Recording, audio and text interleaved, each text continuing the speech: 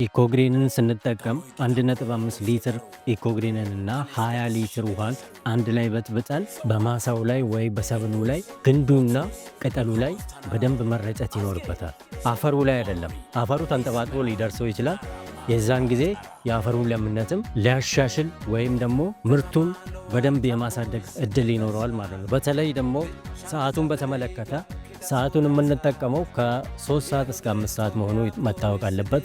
ከሰዓት በፊት ከሆነ ከሰዓት በኋላ ከሆነ ደግሞ ከ9 እስከ 10 ወይም እስከ 11 ሰዓት ብንጠቀም ጥሩ ነው። ለምን ከ6 እስከ 7 ሰዓት ባለው ሰዓት ላይ የቅጠሉ ስቶማታው ይዘጋል። በዛን ሰዓት ብንረጭ ጥቅም አይሰጠውም ማለት ነው። ስለዚህ አብዛኛውን ጊዜ መታወቅ ያለበት አረጫጩ ሰዓቱ ከ3 እስከ 5 ከሰዓት በፊት ከሆነ ከሰዓት በኋላ ከሆነ ደግሞ ከ9 ሰዓት በኋላ ቢረጭ ጥሩ ይሆናል።